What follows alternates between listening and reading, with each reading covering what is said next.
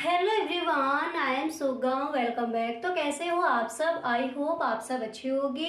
स्वागत है आप सभी का आपके अपने एसपी स्टडी यूट्यूब चैनल पर। तो गाइस, जैसा कि आपने कहा था, तो गाइस आज हम यहाँ पर देखने वाले हैं शून्य कोटि की अपक्रिया क्या है। शून्य कोटि की अपक्रिया के लिए जो आपका वेग स्थिरांक का व्यंजक होगा उसको ज्ञात करेंगे, किस तरह से निकाला जाएगा। ठीक है, ये जो आपका प्रश्न है इम्पोर्टेंट है, हर बार ये पूछ लिया जाता है। शून्य कोटि की अपक्रिया क्या है और प्रथम कोटि की अपक्रिया क्या है। ठीक है, तो दोनों ही हम समझेंगे। तो पहले हम देखेंगे कि शून्य कोटि की अपक्रिया क्या होती है, इसकी डेफिनेशन क्या हो जाएगी। इम्पोर्टेंट है, वीडियो आपको पूरा देखना है। और कहीं पर भी गाइस अगर आपको कोई भी चीज़ समझ नहीं आती तो please tell me in the comment box. आप हमें कमेंट बॉक्स में ज़रूर बताएं। ठीक है, देखिए एक बार पूरा आपको समझा देंगे। अगर आपको कहीं पर भी कोई चीज़ समझ नहीं आती दोबारा से आपको बता दिया जाएगा। ठीक है, तो चलिए पहले ये समझते हैं कि शून्य कोटि की जो अपक्रिया है इसकी परिभाषा क्या हो जाएगी, यानी शून्य कोटि की अपक्रिया हम किसे कहेंगे। ठीक है, तो देखिए गाइस, जब आपका ये क्वेश्चन बोर्ड एग्जाम में आज किया जाए तो आपको करना क्या है, पहले आप इस तरह से हेडिंग डालोगे शून्य कोटि की अपक्रिया। ठीक है, अब इसकी जो परिभाषा क्या हो जाएगी उसको समझते हैं। तो देखिए इसकी परिभाषा को हम इस तरह से कहेंगे कि वह अपक्रिया जिसकी प्रगति में अभिकारक के किसी भी अणु का सांद्रण परिवर्तित नहीं है, अर्थात जिसका वेग अभिकारक के सांद्रण पर निर्भर नहीं करता, शून्य कोटि की अपक्रिया कहलाती है। शून्य कोटि की अपक्रिया हम किसे कहेंगे, एक बार दोबारा से समझिए।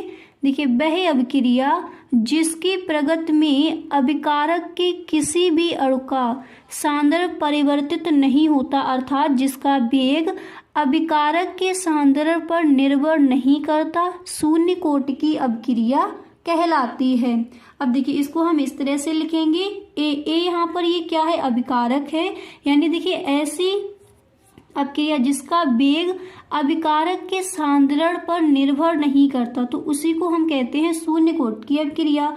तो ए यहाँ पर ये क्या हो जाएगा, उत्पाद। तो ए यहाँ पर क्या है, ये है अभिकारक। और यहाँ पर आपको बताया है जिसका वेग अभिकारक के सांद्रण पर निर्भर नहीं करे वही कहलाता है शून्य कोटि की अपक्रिया।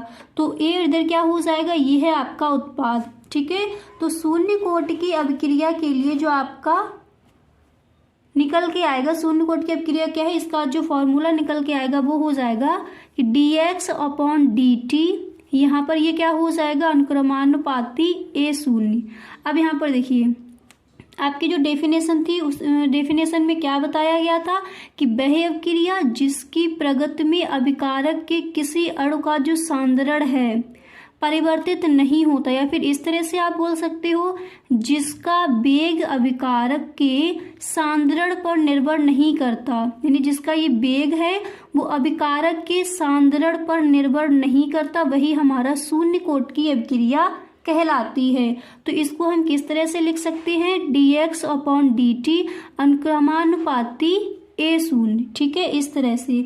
अब इसके बाद यहाँ पर देखिए इसका जो व्यंजक है वो हम किस तरह से ज्ञात करेंगे। देखिए अगर कहीं पर भी गाइस आपको कोई चीज़ समझ नहीं आती है तो आप हमें कमेंट बॉक्स में ज़रूर बताएं। ठीक है, तो देखिए शून्य कोटि की अपक्रिया की परिभाषा से, इसकी परिभाषा क्या थी, वह अपक्रिया जिसकी प्रगति में अभिकारक के किसी भी अणु का जो सांद्रण है परिवर्तित नहीं है या फिर परिवर्तित नहीं होता, यानी जिसका वेग अभिकारक के सांद्रण पर निर्भर नहीं करता, शून्य कोटि की अपक्रिया कहलाती है। और वो क्या थी, dx/dt अनुक्रमानुपाती a0। अब देखिए इसको हम इस तरह से भी लिख सकते हैं। देखिए यहाँ पर जब हमें दिया गया था कि dx/dt अनुक्रमानुपाती a0, तो इसको हम इस तरह से भी लिख सकते हैं कि dx/dt। अब यहाँ पर देखिए जो अनुक्रमानुपाती का ये आपका चिन्ह हटेगा तो यहाँ पर एक के ये क्या हो जाएगा, नियतांक के रख देंगे। ठीक है, आई होप ये आपको समझ आ गया होगा। तो dx/dt अनुक्रमानुपाती a0, तो ये हो जाएगा dx/dt बराबर, यहाँ पर ये आपका ये चिन्ह हटेगा तो क्या आ जाएगा, एक नियतांक के आ जाएगा और यहाँ पर आपका इस तरह से हम लिख देंगे। अब इसके बाद हमें यहाँ पर करना क्या है, देखिए इसके बाद इसको हम इस तरह से लिख सकते हैं। जब यहाँ पर आपका a यहाँ पर ये शून्य दिया गया तो इसका मान हो जाएगा 1, यानी जब आपका a शून्य है तो इसका मान क्या हो जाएगा 1, और 1 को हम लिखते नहीं है तो dx अपॉन dt बराबर क्या हो जाएगा, k हो जाएगा। ठीक है, यहाँ तक समझ आ गया। dx अपॉन dt बराबर क्या हो जाएगा, k हो जाएगा। अब इसके बाद हमें क्या करना है, दोबारा से देखिए, अब यहाँ पर क्या हो जाएगा, देखिए dx बराबर k इंटू डी टी, इसको हम इस तरह से भी लिख सकते हैं dx बराबर k इंटू डी टी। ठीक है, जैसे आपका dx अपॉन dt बराबर k दिया गया था, अगर हम यहाँ पर निकालें कि dx बराबर क्या हो जाएगा, तो इसको हम इस तरह से लिख सकते हैं कि dx बराबर k इंटू डी टी। अब यहाँ पर देखिए समाकलन करने पर फिर आपको इस तरह से लिखना है। देखिए अब आप लिखोगे कि समाकलन करने पर, तो इस तरह से समाकलन जब हम करेंगे तो dx बराबर k, फिर यहाँ पर आपको समाकलन का चिन्ह लगाना, क्या हो जाएगा dt। ठीक है, इसके बाद देखिए अब यहाँ पर एक चीज और समझिए, अगर समाकलन का आपका यहाँ पर चिन्ह लगा है तो dx अगर दिया गया तो इसका मान कितना हो जाएगा, x हो जाएगा। अगर dt दिया है तो उसका कितना हो जाता है, t हो जाता है। ठीक है, तो समाकलन dx बराबर यहाँ पर आपका k दिया गया है, फिर आपको इस तरह से इंटीग्रेशन का मार्क्स लगाना है, फिर हो जाएगा dt। ठीक है, इस तरह से आपने इसको लिख लिया समाकलन करने पर। अब यहाँ पर जब आपका समाकलन का ये चिन्ह हटेगा तो क्या हो जाएगा, x हो जाएगा। यानी अगर जैसे इस तरह से आपका दिया गया है कि dx, तो इसका ये फॉर्मूला आप समझ लीजिए, ये हो जाएगा x, और समाकलन इस तरह से आपका दिया गया है dt, तो ये कितना हो जाएगा t। ठीक है, इसको आपको समझना है। तो इसी तरह से यहाँ पर ये इंटीग्रेशन का जो आपका चिन्ह वो हटेगा तो क्या हो जाएगा, x बराबर यहाँ पर क्या दिया गया था, k, इसके बाद k इंटू ये हो जाएगा t प्लस c, और c यहाँ पर कहाँ से आ गया, c है जहाँ c समाकलन स्थिरांक है, यानी ये आपका जो समाकलन है इसका स्थिरांक क्या है, c है। तो x बराबर k into T plus c। I hope यहाँ तक आपको अच्छे से समझ आ गया होगा। ठीक है, अगर कोई भी चीज आपको समझ नहीं आती है, एक बार अभी दोबारा से आपको बता देंगे। ठीक है, और फिर भी आपको कहीं पर भी कोई डाउट रहता है तो please tell me in the comment box, क्योंकि ये जो आपका प्रश्न है इम्पोर्टेंट है बोर्ड एग्जाम के लिए, तो सही ढंग से आपको इसको तैयार करना है। ठीक है, तो यहाँ पर कितना हो गया था, x बराबर k इंटू टी प्लस सी। सी कहाँ से आ गया, c हमारा है समाकलन स्थिरांक। ठीक है, अब इसके बाद देखिए, यदि t बराबर 0, यानी समय जो है बिल्कुल ना के बराबर हो, अगर हमने समय को शून्य बिल्कुल मान लिया 0, तो यदि t बराबर 0 हो तो x बराबर भी कितना हो जाएगा, शून्य हो जाएगा। तो यहाँ पर इसको हम इस तरह से भी लिख सकते हैं। देखिए इसको हमने कह दिया था समीकरण नंबर 1। ओके, तो इसको अगर हमने t ना के बराबर, यानी समय जो है वो ना के बराबर मान लें, तो t बराबर 0 हो तो x बराबर भी क्या हो जाएगा, शून्य हो जाएगा। तो इसको हम लिखेंगे कि 0 बराबर k इंटू 0 प्लस c। ठीक है, यानी t बराबर 0 तो x बराबर भी 0। तो यहाँ पर देखिए हम किस तरह से लिखेंगे, जब x बराबर 0 है तो यहाँ पर हम लिख देंगे 0 बराबर k इंटू, फिर t बराबर भी 0 है तो t की जगह 0 हो जाएगा प्लस c। इसके बाद देखिए यहाँ पर ये c बराबर कितना आ जाएगा, 0 आ जाएगा। ठीक है, अब समीकरण 1 से मान रखने पर, अब समीकरण 1 से हमें मान रख देना है। ठीक है, c बराबर यहाँ पर कितना आ जाएगा, ये 0 आ जाएगा। यहाँ तक आपको समझ आ गया। अब देखिए समीकरण 1 से मान रखने पर, तो समीकरण 1 क्या दिया गया है उसको एक बार देख लीजिए, x बराबर k इंटू टी प्लस सी। तो x बराबर k इंटू टी प्लस सी, तो c की जगह c बराबर कितना आ गया था, 0 आ गया था, तो c की जगह हम क्या कर देंगे, इसको यहाँ पर 0 कर देंगे। तो x बराबर k इंटू टी प्लस यहाँ पर 0 हो जाएगा, क्योंकि ये निकल के आ गया था। तो इसको जब हम देखिए इस तरह से भी लिख सकते हैं, x बराबर k इंटू टी, क्योंकि 0 को लिखेंगे नहीं। ठीक है, तो जब हम इसको k बराबर निकालेंगे तो ये कितना हो जाएगा, देखिए ऐसे इस तरह से लिखा, जब इसको हम k बराबर निकालेंगे तो ये हो जाएगा x अपॉन टी। यही आपका निकल के आ जाएगा शून्य कोटि की अपक्रिया के लिए जो आपका वेग स्थिरांक का व्यंजक है, ये आपका निकल के आ जाएगा कि k बराबर x upon T. I hope अच्छे से आपको ये समझ आ गया होगा। तो जो शून्य कोटि की अभिक्रिया है उसकी जो परिभाषा है वो क्या हो जाती है। अब इसको एक बार आप दोबारा से समझ लीजिए ताकि अच्छे से आपको ये क्लियर हो जाए और कहीं पर भी आपको कोई डाउट ना रहे, ठीक है। अब इसको एक बार दोबारा से समझते हैं कि शून्य कोटि की अभिक्रिया है क्या। तो देखिए इसकी परिभाषा क्या थी, वह अभिक्रिया जिसकी प्रगति में अभिकारक के किसी भी अणु का सांद्रण परिवर्तित नहीं होता, यानी अर्थात जिसका वेग अभिकारक के सांद्रण पर निर्भर नहीं करता, शून्य कोटि की अभिक्रिया कहलाती है, ठीक है। माना कोई अभिकारक यहाँ पर ए है, इसका उत्पाद, ठीक है। तो शून्य कोटि की अभिक्रिया क्या हो जाएगी, dx/dt अनुक्रमानुपाती ए यहाँ पर शून्य। तो शून्य कोटि की अभिक्रिया की परिभाषा से हमें पता है शून्य कोटि की अभिक्रिया क्या होती है, dx/dt अनुक्रमानुपाती ए नॉट। तो dx/dt बराबर क्या हो जाएगा, यहाँ पर ये हमारा नियतांक के आ जाएगा। तो इस तरह से फिर हमें लिख देना है, ठीक है। इसके बाद यहाँ पर कितना हो जाएगा, dx/dt बराबर के, क्योंकि यहाँ पर ये ए, जब यहाँ पर ये शून्य दिया गया तो इसका मान क्या हो जाएगा, ए हो जाएगा। तो इसको हम ए को लिखेंगे नहीं, तो dx/dt बराबर के हो जाएगा। इसके बाद हमें करना क्या है, जब हम यहाँ पर dx बराबर निकालेंगे तो क्या हो जाएगा, dx बराबर k इंटू dt। अब यहाँ पर समाकलन करने पर तो इंटीग्रेशन का आपको यहाँ पर इस तरह से चिन्ह लगाना है। तो dx बराबर k, फिर यहाँ पर आपको समाकलन का चिन्ह लगाना है dt, ठीक है। तो अगर जब ये समाकलन का आपका चिन्ह हटेगा तो यहाँ पर क्या हो जाएगा, dx है तो x हो जाएगा, dt है तो यहाँ पर t रह जाएगा। तो x बराबर k इंटू टी प्लस सी, और c कहाँ से आ गया, ये समाकलन स्थिरांक है। तो यदि t बराबर 0, अगर हमने माना कि यदि t बराबर 0 हो जाए तो x बराबर भी क्या हो जाएगा, तो x बराबर भी 0 हो जाएगा। तो 0 बराबर, देखिए यहाँ पर x बराबर, इसको देखिए समीकरण 1 आपका दिया गया है। तो x बराबर जब 0 है तो यहाँ पर हम 0 रख देंगे, 0 k इंटू यहाँ पर t बराबर भी 0 है तो 0 प्लस c, ठीक है। तो जब हम c बराबर निकालेंगे तो क्या हो जाएगा, 0 हो जाएगा। इसी तरह से समीकरण 1 से फिर हमें क्या करना है, मान रख देना है। तो समीकरण 1 हमारा क्या दिया गया था, x बराबर k इंटू टी प्लस सी। अब यहाँ पर आ जाइए, तो x बराबर k इंटू टी प्लस सी की जो आपका वैल्यू में कितना दिया गया है, 0 दिया गया है। तो x बराबर k इंटू टी प्लस 0, तो इसको हम x बराबर करेंगे तो यहाँ पर ये 0 लिखना नहीं है। तो x बराबर k इंटू टी, और k बराबर निकल के आ जाएगा x/t, ओके। तो इस तरह से आपका ये हो जाएगा शून्य कोटि की अभिक्रिया के लिए जो आपका वेग स्थिरांक का व्यंजक होगा वो आप इस तरह से निकाल सकती हो, ठीक है। तो गाइस आज हमने यहाँ पर देख लिया कि शून्य कोटि की अभिक्रिया क्या है, पूरा समझ लिया। इसी तरह से प्रथम कोटि की अभिक्रिया क्या है उसका व्यंजक,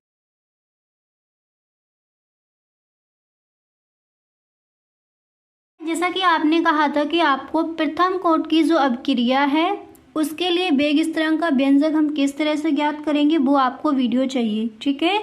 तो इस वीडियो में हम देखेंगे कि प्रथम कोटि की अभिक्रिया क्या है, इसकी एक व्यवस्थित डेफिनेशन क्या हो जाएगी, एंड प्रथम कोटि की अभिक्रिया के वेग स्थिरांक का जो व्यंजक है वो हम किस तरह से ज्ञात करेंगे, ठीक है। तो शून्य कोटि की अभिक्रिया क्या है, शून्य कोटि की अभिक्रिया का जो वेग स्थिरांक का जो व्यंजक है वो हम किस तरह से ज्ञात करते हैं उस पर हम डिस्कस कर चुके हैं, ठीक है।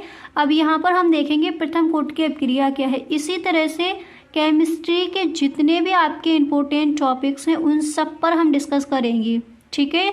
तो गाइस अगर आप इस चैनल पर पहली बार आए हो तो इस चैनल को सब्सक्राइब कर लेना ताकि कोई भी वीडियो आपसे छूटे ना, और सारी वीडियोस आप देख लो।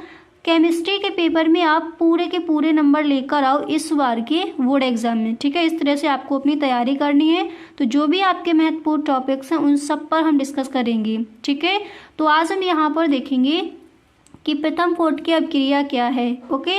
तो पहले हम देखते हैं कि प्रथम कोटि की अभिक्रिया का जो डेफिनेशन होगा वो क्या हो जाएगा, कि प्रथम कोटि की अभिक्रिया हम किसे कहेंगे, पहले इसको समझते हैं। तो यहाँ पर देखिए प्रथम कोटि की अभिक्रिया के लिए जो आपकी डेफिनेशन होगी वो क्या हो जाएगी उसको समझते हैं, ठीक है।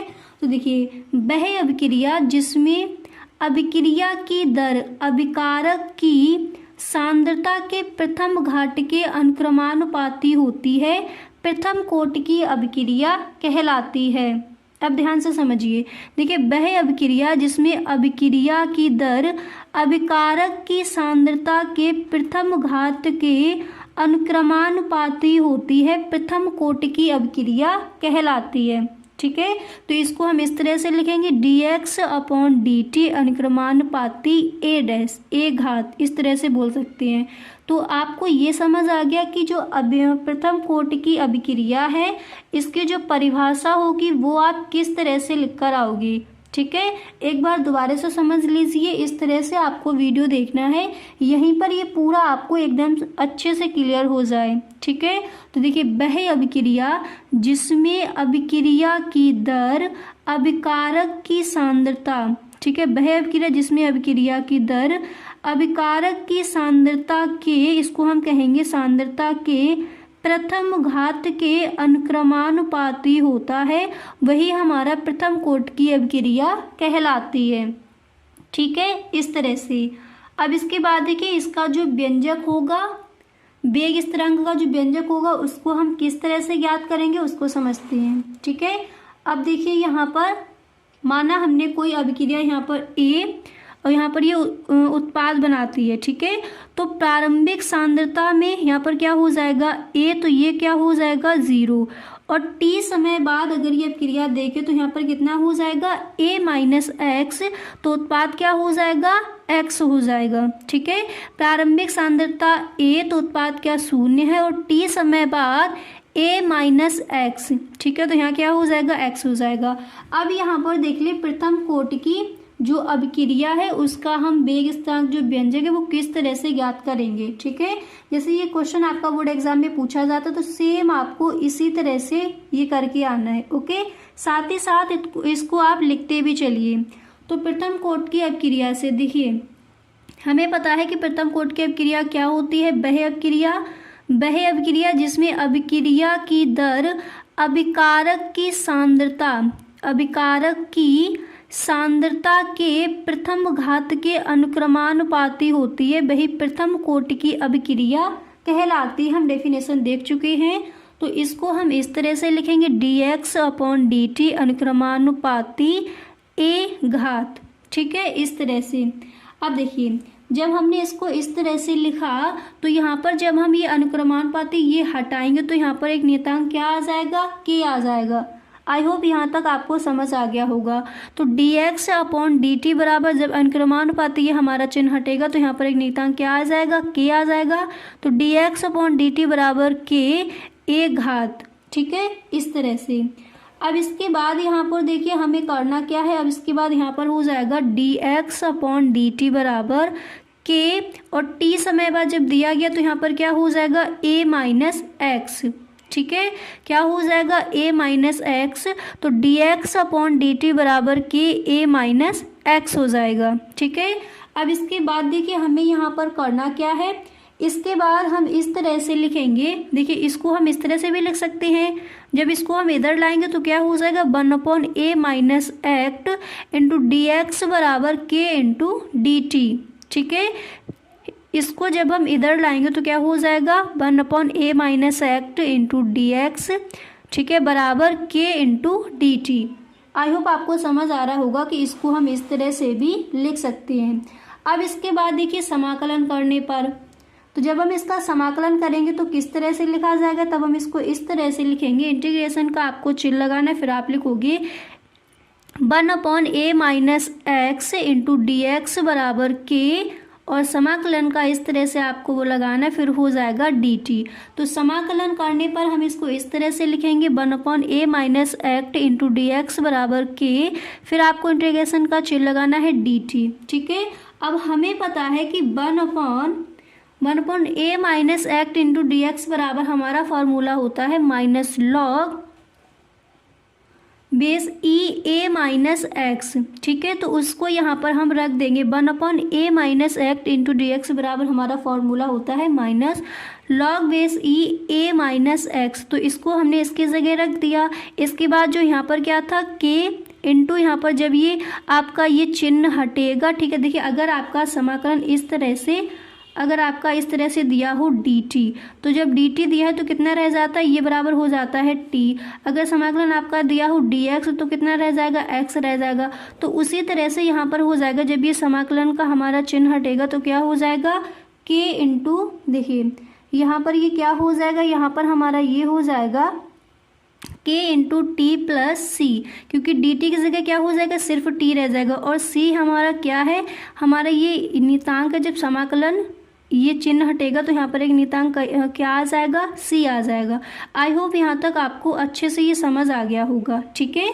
अब देखिए इसके बाद हमें करना क्या है, देखिए यदि हम मान लें कि t बराबर 0, जो टाइम है उसको हम ना के बराबर मान लें, यदि t बराबर 0 तो x बराबर भी क्या हो जाएगा, 0 हो जाएगा। तब हम इसको किस तरह से लिखेंगे, हम इसको इस तरह से लिखेंगे कि minus log base E a बराबर 0 प्लस सी हो जाएगा। अब जब यहाँ पर हम c का मान निकालेंगे तो ये हो जाएगा c बराबर माइनस लॉग बेस ई ए, देखिए माइनस लॉग ई, यहाँ पर ये a हो गया बराबर, अब यहाँ पर ये a कैसे हो गया, यहाँ पर आपका x भी दिया गया था a माइनस एक्स, तो हमने यहाँ पर मान लिया कि x बराबर जब 0 है तो यहाँ पर तो हम x लिखेंगे नहीं, तो माइनस लॉग ई a हो गया बराबर, इसके बाद यहाँ पर हम क्या कर देंगे, 0 कर देंगे प्लस c, ठीक है। यहाँ तक आपको समझ आ गया। अब इसके बाद देखिए जब हम c का मान निकालेंगे तो कितना हो जाएगा, मतलब इतना है आपका, यहाँ पर ये 0, जब c का मान निकालेंगे तो यहाँ पर आप लिख सकते हो कि c बराबर minus log base e a, ठीक है। अब यहाँ पर देखिए c का मान समीकरण 1 में रखेंगे, तो समीकरण 1 क्या दिया गया पहले उसको देख लीजिए। तो जब c का मान समीकरण 1 में रखेंगे, पहले समीकरण 1 देख लीजिए, दिया गया है minus log base e a minus x बराबर k इंटू टी प्लस सी, ठीक है। अब c का मान कितना दिया गया था, माइनस लॉग ई एन, तो c का मान समीकरण 1 में रखने पर तो वैल्यू पुट कर दीजिए, ये हमारा हो जाएगा minus log base e a minus x बराबर k into t minus log e a, ठीक है। यहाँ पर जो c का मान है वो कितना दिया गया है, हमें ये दिया गया है, तो इस c की जगह हम क्या रख देंगे, लॉग बेस ई ए, ठीक है, क्योंकि दिया गया था c का मान हमें समीकरण 1 में रखना है। समीकरण 1 ये था, देखिए इस तरह से हमने पूरा लिख दिया, प्लस इंटू टी प्लस सी दिया गया, तो c का मान हमें इसकी जगह ये हमें मान रख देना है, तो लॉग बेस ई ए हमने रख दिया। अब यहाँ पर देखिए इसमें करना क्या, अब ये हम इस तरह से भी इसको लिख सकते हैं कि k इंटू टी बराबर log base e a minus log A minus x, इस तरह से इसको हम लिख सकते हैं। अब यहाँ पर देखिए नीचे हमें करना क्या, ये हमारा हो जाएगा k इंटू टी बराबर लॉग ई ए अपॉन ए माइनस एक्स, ठीक है, इतना हो जाएगा।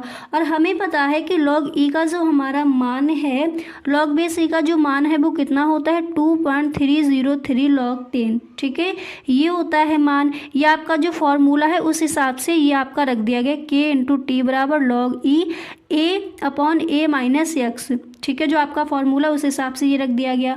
तो लॉग ई बराबर जो हमारा मान होता है वो इतना होता है, तो फिर के बराबर जब यहाँ पर हम निकालेंगे तो कितना हो जाएगा, यानी लॉग बेस ई की जगह हमें ये रख देना है, जो मान दिया गया है इसको रखेंगे इसकी जगह, ठीक है।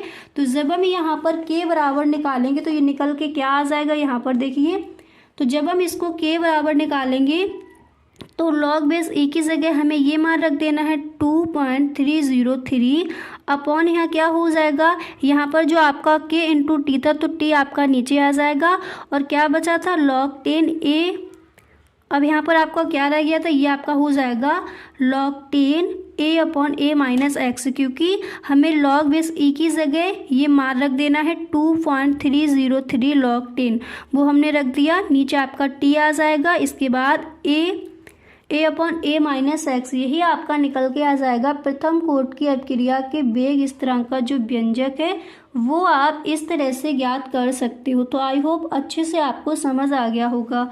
एक बार दोबारा से देख लीजिए ताकि कहीं पर भी आपको कोई डाउट ना रहे, और ये जो आपका प्रश्न है इम्पोर्टेंट है, तो अच्छे से इसको एक बार दोबारा से समझ लीजिए, ठीक है।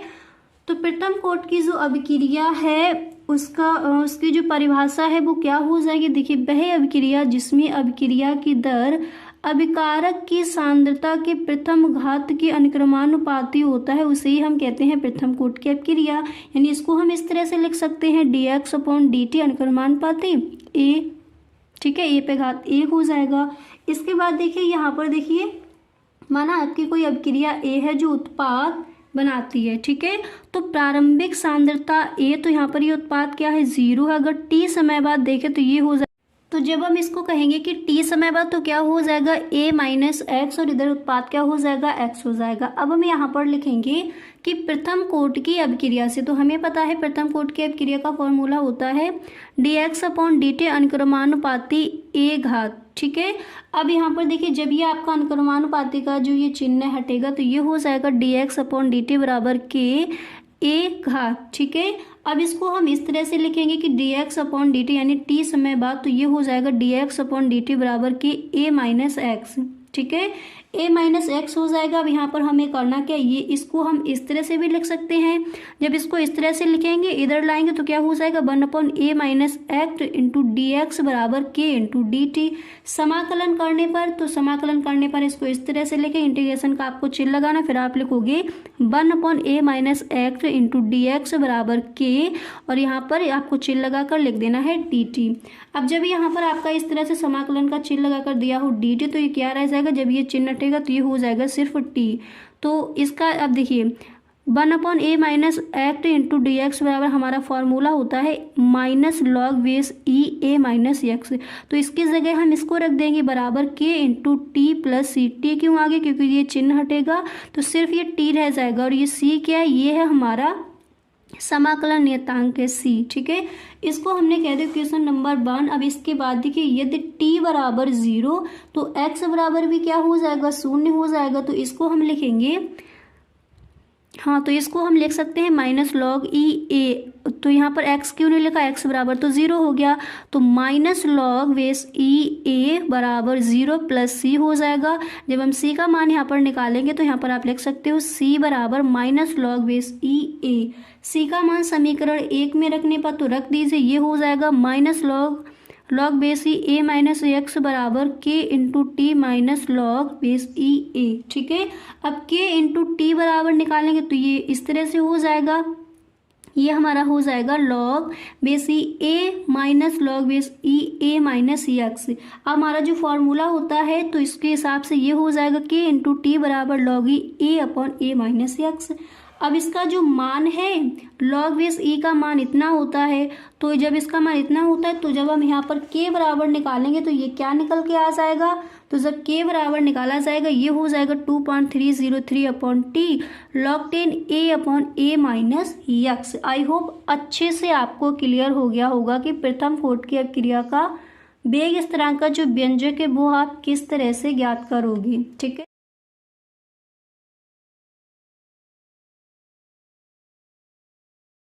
अब यहाँ पर देखिएगा, इस आपके कुछ और भी इम्पोर्टेंट क्वेश्चन हैं, उनको भी देख लेते हैं, ठीक है। तो देखिए, पहला जो आपका प्रश्न है तो यहाँ पर दिया गया है, आप देख सकते हो। फर्स्ट क्वेश्चन आपका है कि क्षार धातुएं प्रबल अपचायक क्यों होती हैं। जो भी आपके महत्वपूर्ण क्वेश्चन है उन पर यहाँ पर हम डिस्कस करेंगे।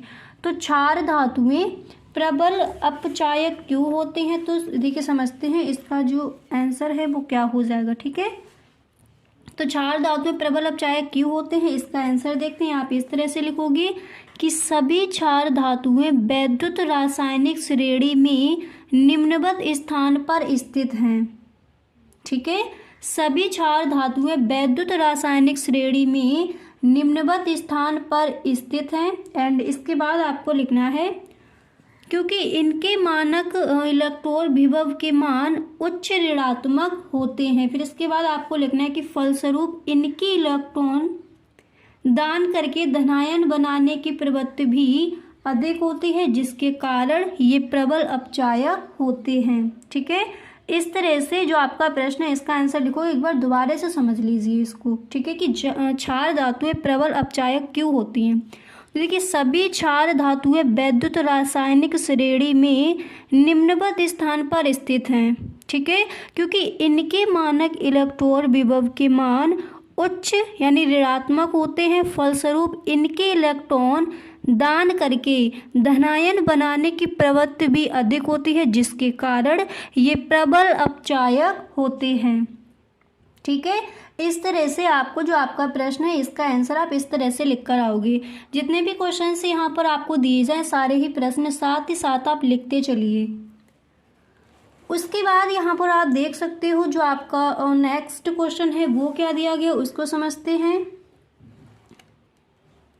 तो देखिए यहाँ पर जो आपका अगला प्रश्न है तो वो दिया गया है कि प्रबल तथा दुर्बल वैद्युत अपघट्ट की व्याख्या उदाहरण सहित कीजिए। ये प्रश्न इंपॉर्टेंट है आपका इस बार के बोर्ड एग्जाम के लिए। तो क्वेश्चन हमारा क्या दिया गया कि प्रबल तथा दुर्बल वैद्युत अपघट्ट की व्याख्या उदाहरण सहित कीजिए। तो इसको समझते हैं। पहले हम यहाँ पर देखेंगे कि प्रबल वैद्युत अपघट्ट क्या है। तो देखिए इसका आंसर आप इस तरह से लिखोगे कि जलीय विलयन में पूर्णतः आयनित या वियोजित होने वाले पदार्थ प्रबल वैद्युत अपघट्ट कहलाते हैं।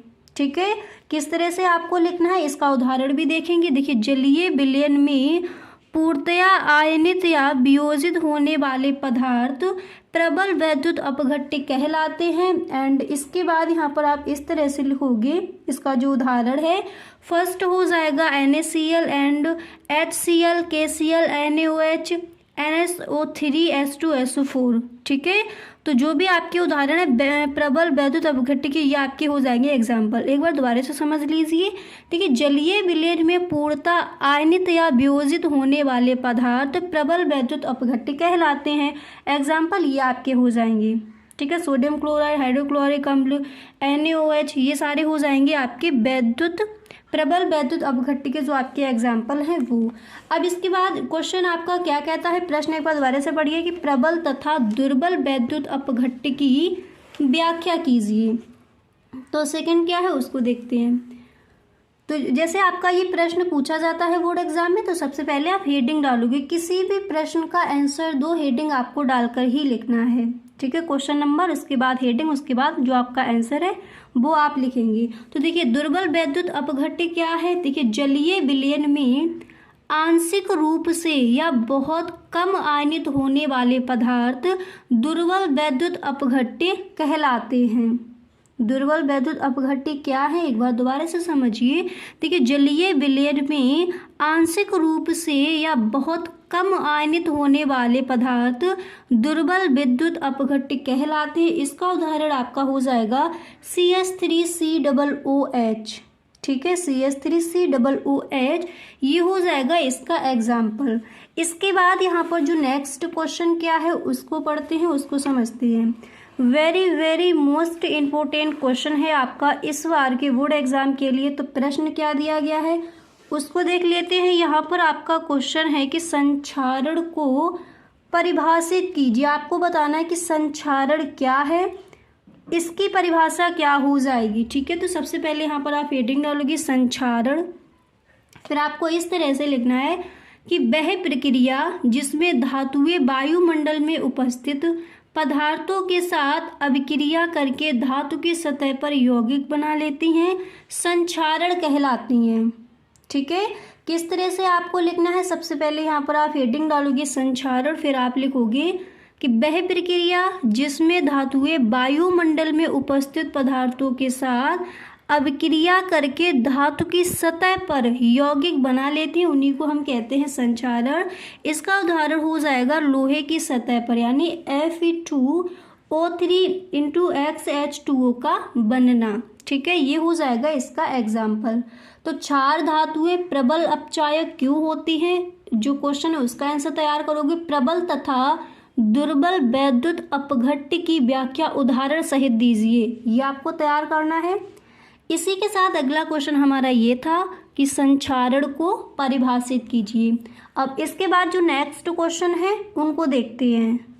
तो देखिए यहाँ पर जो आपका अगला प्रश्न है तो क्या दिया गया है उसको पढ़ लेते हैं। तो नेक्स्ट क्वेश्चन है कि वैद्युत अपघटनीय सेल तथा गैल्वेनी सेल में अंतर क्या है। ठीक है, वो आपको बताना है। आप पेपर उठाकर देखना, मॉडल पेपर में भी देखना, ये जो प्रश्न है आपको रखा मिल जाएगा। तो चलिए इसके आंसर को समझते हैं। ठीक है, तो वैद्युत अपघटनीय सेल और गैल्वेनी सेल क्या है इसको समझते हैं। इसमें अंतर आप इस तरह से लिख कर आओगे अगर ये क्वेश्चन आपका बोर्ड एग्जाम में आस्क किया जाता है। तो चलिए पहले समझते हैं वैद्युत अपघटनी सेल क्या है। तो देखिए, इसमें किसी बाह्य स्रोत से वैद्युत ऊर्जा देने पर कोई अस्वतः रासायनिक अभिक्रिया होती है, अर्थात इस प्रकार की सेल में परिवर्तित होती है। ठीक है, और इधर क्या होता है, गैल्वेनी सेल क्या है, इस प्रकार की सेल में रासायनिक ऊर्जा का वैद्युत ऊर्जा में परिवर्तन होता है। ठीक है, वैद्युत अपघटनी सेल में क्या हो रहा है, देखिए इसमें किसी बाह्य स्रोत से विद्युत ऊर्जा देने पर कोई अस्वतः रासायनिक अभिक्रिया होती है, अर्थात इस प्रकार की सेल में परिवर्तित होती है। और इधर क्या है, गैल्वेनी सेल में क्या होता है, इस प्रकार की सेल में रासायनिक ऊर्जा का वैद्युत ऊर्जा में परिवर्तन होता है। ठीक है, इसके बाद इसका जो सेकंड पॉइंट है वो क्या दिया गया है उसको समझ लीजिए, साथ ही साथ इन सारे प्रश्नों को आप लिखते चलिए। अब यहाँ पर सेकंड दिया गया है कि इसमें एनोड धन ध्रुव होता है। ठीक है, इसमें एनोड धन ध्रुव होता है, पर इधर क्या है, इसमें एनोड ऋण ध्रुव होता है, इसमें कैथोड धन ध्रुव होता है। ठीक है, देखिए जो आपकी वैद्युत अपघटनी सेल है तो इसमें एनोड धन ध्रुव होता है। इसके बाद गैल्वेनी सेल में दिया गया कि इसमें एनोड ऋण ध्रुव होता है, इसमें कैथोड धन ध्रुव होता है। ठीक है, इसके बाद यहाँ पर इसका तीसरा पॉइंट दिया गया है कि इसमें कैथोड ऋण ध्रुव होता है, और फिर इधर आप लिख चुके हो। ठीक है, इसके बाद नेक्स्ट पॉइंट क्या दिया गया विद्युत अपघटनी सेल में उसको पढ़ते हैं। तो अगला पॉइंट आपका 4 नंबर पर यहाँ दिया गया कि इसमें बाह्य परिपथ में बैटरी या वैद्युत ऊर्जा का अन्य स्रोत लगाना आवश्यक है। इसमें बाह्य परिपथ में बैटरी या वैद्युत ऊर्जा का अन्य स्रोत लगाना आवश्यक है, इस तरह से। एंड यहाँ पर आप लिखोगे, देखिए गैल्वेनी सेल में आप लिखोगे कि इसमें किसी बाह्य स्रोत की आवश्यकता नहीं होती है, इसमें दोनों इलेक्ट्रोड दो पृथक पात्रों में, पृथक यानी अलग पात्रों में अलग अलग वैद्युत अपघट्यों के विलयनों में डूबे रहते हैं। ठीक है, इसी तरह से इसका आपका जो नेक्स्ट पॉइंट है वो क्या दिया गया है, तो 5 नंबर पर यहाँ पर आपका दिया गया है वैद्युत अपघटनी सेल में। यहाँ पर नेक्स्ट पॉइंट आप लिखोगे कि इसमें एक ही पात्र में एक ही वैद्युत अपघट्य के विलयन में दोनों इलेक्ट्रॉन डूबे रहते हैं। ठीक है, इस तरह से आप लिखोगे। और इधर क्या था गैल्वेनी सेल में, अभी हमने देखा था कि इसमें दोनों इलेक्ट्रोड दो पृथक पात्रों में पृथक पृथक वैद्युत अपघट्यों के विलयनों में डूबे रहते हैं। इसके बाद यहाँ पर देखिए इसका नेक्स्ट पॉइंट आप क्या लिखोगे, आपको इस तरह से लिखना है वैद्युत अपघटनीय सेल में कि इसमें लवण सेतु या संरद्र पात्र प्रयुक्त नहीं होता। फिर इधर आप लिखोगे इसमें लवण सेतु या संरद्र पात्र प्रयुक्त होता है। तो ये अंतर जो है आपने देख लिया, वैद्युत अपघटनीय सेल और गैल्वेनी सेल में ये अंतर पाए जाते हैं। क्लियर, अच्छे से समझ आ गया। तो गाइस आज के लिए बस इतना ही। यहाँ पर हमने कुछ जो महत्वपूर्ण क्वेश्चन है बोर्ड एग्जाम के लिए उनको देखा। इसी तरह से आपका नेक्स्ट वीडियो भी आएगा, उसमें भी जो भी आपके महत्वपूर्ण क्वेश्चन है केमिस्ट्री में उनको हम देखेंगे। बस केमिस्ट्री की तैयारी आप इस तरह से कर लीजिए, एक भी नंबर इस बार आपका छूटे ना, और जो आपने सपना देखा है 90+ स्कोर करने का वो आपका सपना साकार हो। ठीक है, तो मेहनत करते रहिए और खूब लगे रहिए, हार्ड वर्क कीजिए, खूब सेल्फ स्टडी कीजिए, ताकि कोई भी पेपर आपका बिल्कुल भी छूटे ना, कोई भी क्वेश्चन आप छोड़ के ना आओ। ठीक है, और जो आपके बैल मॉडल पेपर है उनके वीडियोस देख लीजिए, इंपॉर्टेंट क्वेश्चन है उनके देखिए, जो प्रीवियस ईयर क्वेश्चन है 10 साल से जो प्रश्न बार बार पूछे जा रहे हैं उनको आप देख लीजिए, ऑल सब्जेक्ट के। इसी तरह से आप अपनी स्टडी कीजिए। अगर सच में आपको 90+ स्कोर करना है तो आज से ही आप अपना हार्ड वर्क करना शुरू कर दीजिए। ठीक है, तो गाइस अब मिलते हैं नेक्स्ट वीडियो में। आज के लिए बस इतना ही। अगर सच में वीडियो पसंद आया हो तो इसको लाइक कर दीजिए। Okay, thank you so much.